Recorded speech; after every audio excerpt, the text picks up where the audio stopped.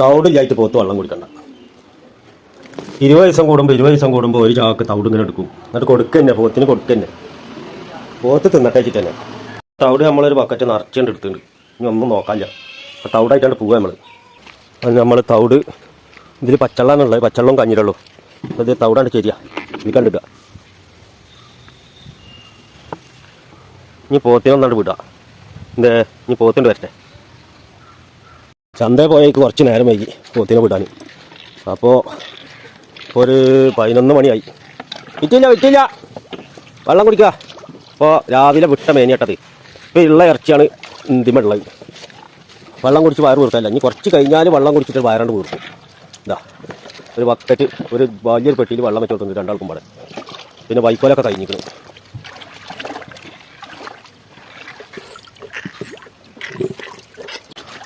ഈ ചെറിയ പോട്ട് തവിട് അടിയിലുള്ളതൊക്കെ ഇളക്കി കൊടുക്കും. ഇതാ ഒക്കെ ഇളക്കി കൊടുക്കുന്ന ആളാണ് ഓന്. കുടിക്കണത് വലുതും ഓനെ ഇളക്കാൻ നിൽക്കുക. ചെറിയ പോത്ത് ഇളക്കണോക്ക് മറ്റോ ഇങ്ങനെ കുടിച്ചോളും. ഇങ്ങനെ വയറ് കുറിപ്പിക്കും. ഇതെന്നെ പടി.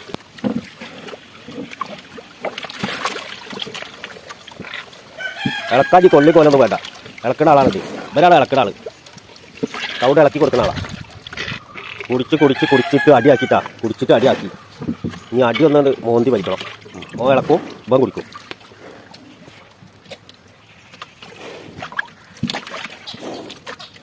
ഇനി പോ പാടത്തേക്ക് പോ. കഴിഞ്ഞ് പോയിക്കോ.